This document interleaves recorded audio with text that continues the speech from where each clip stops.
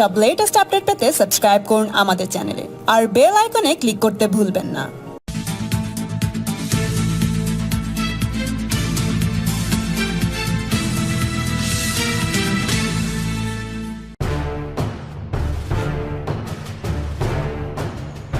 এত বড় করোনার ধাক্কা, উপরন্তু আমফানের তাণ্ডব, দুই বিপর্যয়ে জেরবার বাংলা।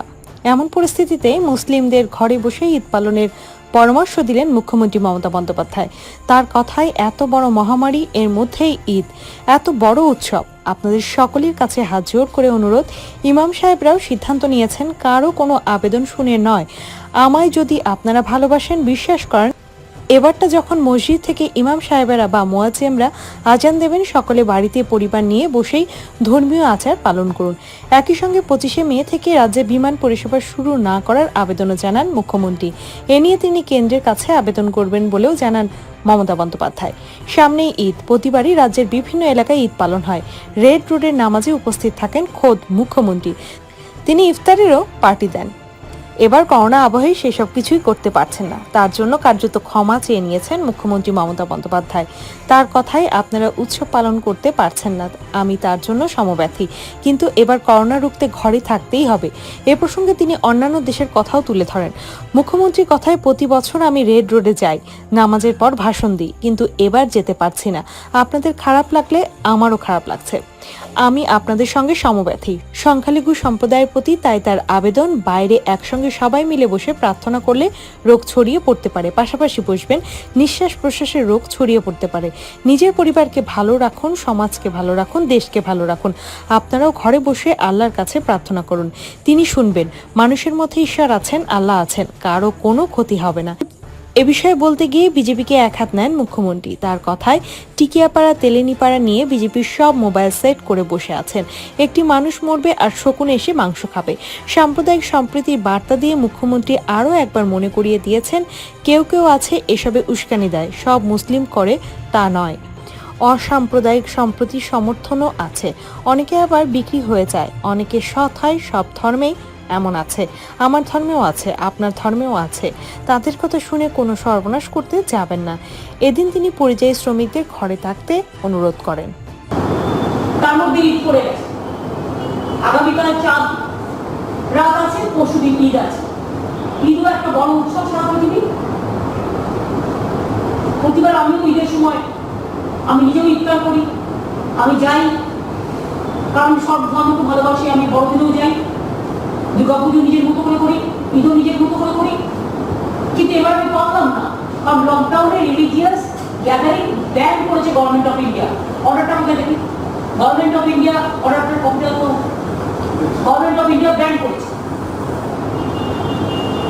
নামাজ পড়বে, পুরোহিত মন্ত্র করবে, আমাদের কারো আপত্তি নেই, কিন্তু প্রবলেমটা কি? ডিজাস্টার আইনটা তো ভারতবর্ষে কখনো অ্যাপ্লাই হয়নি, এই প্রথম অ্যাপ্লাই হয়েছে, যাতে গভর্নমেন্ট অফ ইন্ডিয়া বলে দিয়েছে religious gathering is ban.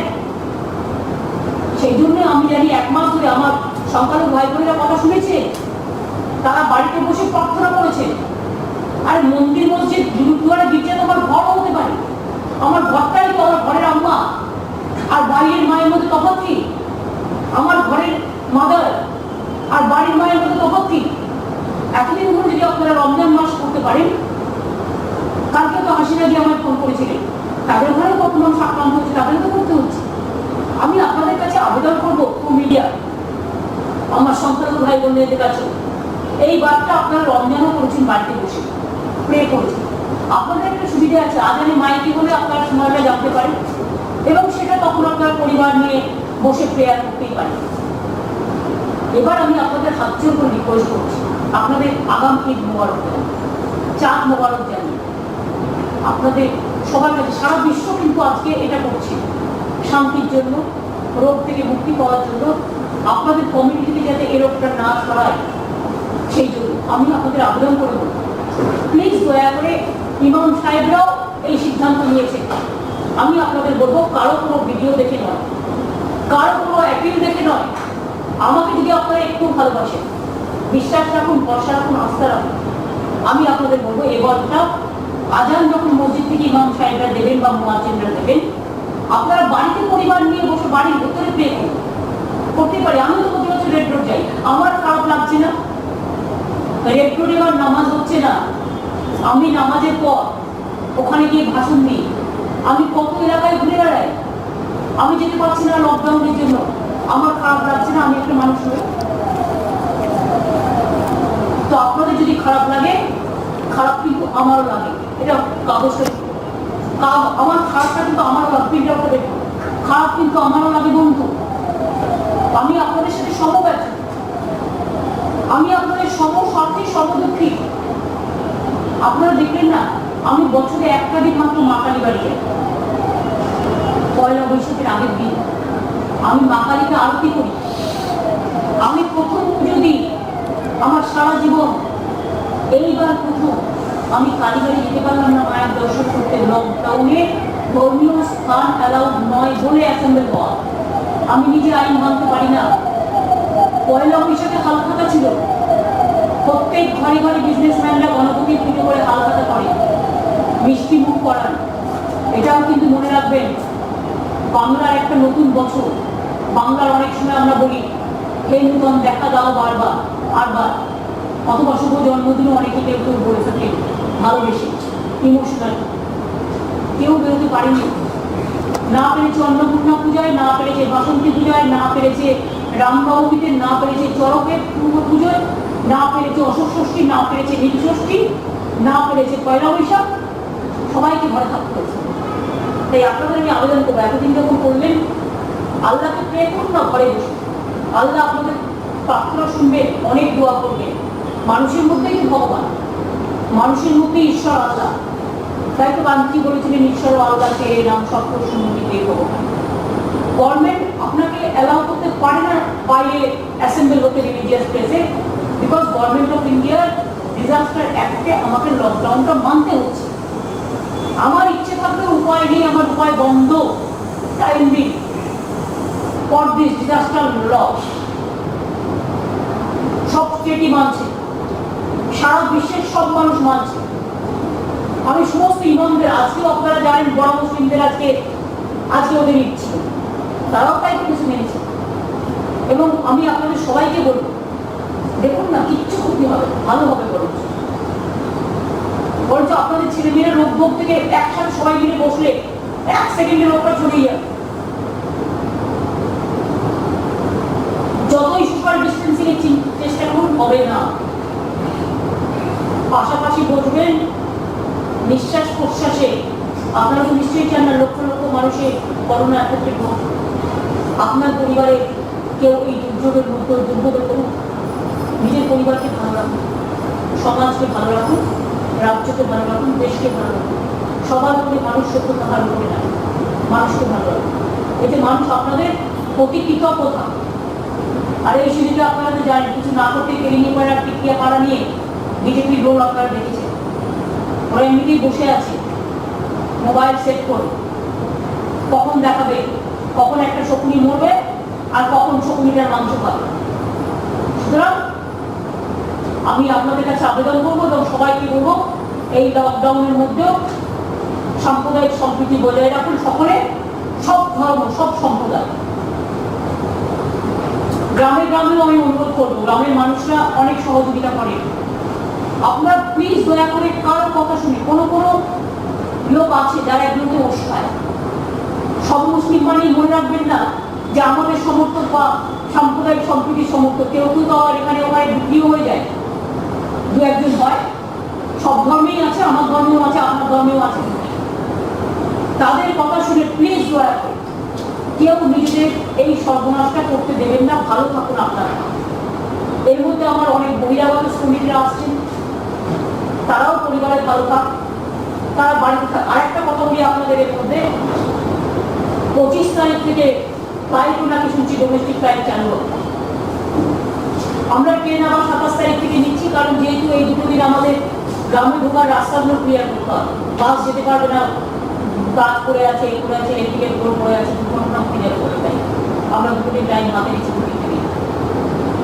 R migrant ওয়ার্কারও যারা আসছেন এবং প্লাস যারা অন্যান্য ট্রেনে বাসে আসবে, আপনারাই একটা করে আন্ডারটেকিং দিন যে আমি বাড়িতে থাকবো 14 দিন। বাড়িটাই আপনার কোয়ারেন্টাইন সেন্টার হয়ে গেল। নিজের বাড়ির খাবার খান, নিজের লোকেদের সাথে থাকুন, তাদের অ্যাভয়েড করুন যাতে মিক্স আপ না হয়, গ্রামের মানুষের সাথে মিক্স আপ না হয়, শহরের মানুষের সাথে মিক্স আপ না হয়। অনেক গ্রামে আমি এটাও শুনেছি, গ্রামের মানুষরাই তাদের একটা করে জায়গা করে দিচ্ছেন, যেখানে যারা বাইরে থেকে এসে তারা একটা জায়গায় খাচ্ছেন এবং বাড়ি থেকে খাবার আসছে সেই খাবারটা তারা খাচ্ছেন। এর থেকে বড় মডেল আর কি হতে পারে? এটাই কিন্তু ভালো মডেল, পারিবারিক মডেল, সামাজিক মডেল, এবং আপনাকে সুস্থ হওয়ার জন্য বাড়ির থেকে ভালো আর কিছু হতে পারে না। সুতরাং যারা আসবে তাদের আমরা অ্যালাউ করবো গ্রামে যেতে, বাড়িতে যেতে, বা গ্রামের লোকেরা যেভাবে করছেন ভালোই করছেন, তাদের সত্যি এটা মডেলটা খুব ভালো মডেল। কিন্তু আমরা জেলায় জেলায় একটা করে টেস্ট করি যাতে তাদের শরীর ভালো থাকে, কোনো রকম তারা করোনা এফেক্টেড নয়, এটা দেখবার জন্য আমাদের চেষ্টা করা হয়। সেটা আমরা জেলায় জেলায় টেস্ট করি।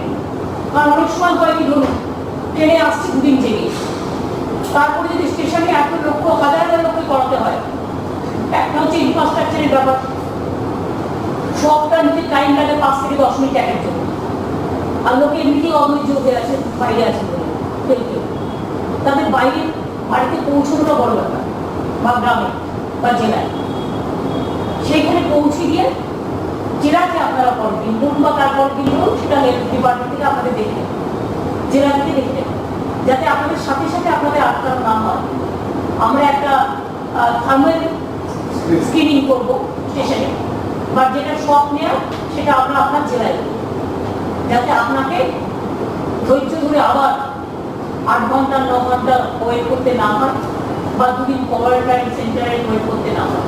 এটা আপনাদের দিকে মানবিক দিক থেকে সিদ্ধান্ত নিয়ে এই সিদ্ধান্তটা নেওয়া হয়েছে। অর্থাৎ আজ থেকে quarantine centre is your home, আপনার sweet home is your home. আর যেহেতু এখন সব দুর্যোগ হয়েছে, দুর্যোগের মধ্যে কোথায় কোয়ারেন্টাইন সেন্টার করবো আর কোথায় কি ভেঙে পড়বে না পড়বে, অনেক জিনিস আছে, অনেক স্কুল বিল্ডিং থেকে শুরু করে অনেক কিছু ক্র্যাকও আছে, ভেঙেও গেছে। আমরা দুর্যোগের মধ্যে যেতে চাই, আমরা মানুষকে তার বাড়িতে থাকার সুযোগ দিচ্ছি প্রোভাইডেড। 14 দিন কিন্তু তিনি বেরোবেন না, আমরা কিন্তু মনিটরিং করবো, তার ফোন নাম্বার, তার ঠিকানা হেলথ ডিপার্টমেন্ট থেকে আমরা মনিটরিং করবো। তিনি বাইরে বেরোলেই কিন্তু মোবাইল লোকেশন দিয়ে আমরা কিন্তু ধরতে পারবো। এটা তার নিজের জন্য। আমরা যেমন বসে আছি, দুজনকে বাদ দিয়ে সেক্রেটারি বসে আছে, ডিজি বসে আছে, কলকাতা পুলিশ কমিশনার বসে আছে, জ্ঞানবাদ বসে আছে, চিফ সেক্রেটারি বসে আছে, হোম সেক্রেটারি বসে আছে, এসএসএফ বসে আছে। সেই রকম ভাবে একটু দূরে দূরে আমরা যদি বসি, তাহলে কিন্তু দূরে দূরে যাতে আমার মাথায় রাখবেন 2-3টে জিনিস। মাস্কটা পড়ুন, আমি অনেককে দেখছি মাস্ক পড়ছে না, মাস্ক কিন্তু ম্যান্ডেটেড। কারো মাস্ক না থাকলে ওড়না লাগান, গামছা লাগান, শাড়ির আঁচল চিড়ে লাগান, নাকটা মুখটা ঢেকে রাখুন। ঘন্টায় ঘন্টায় পারলে হাতটা ঘুম ভালো, যে কোনো কিছু হাত দিয়ে দেবেন না চোখ। মনে রাখবেন আপনার ঘরে যে গ্লাসটা আছে আয়না, সে আয়নাতেও কিন্তু বীজাণু জমে থাকতে পারে।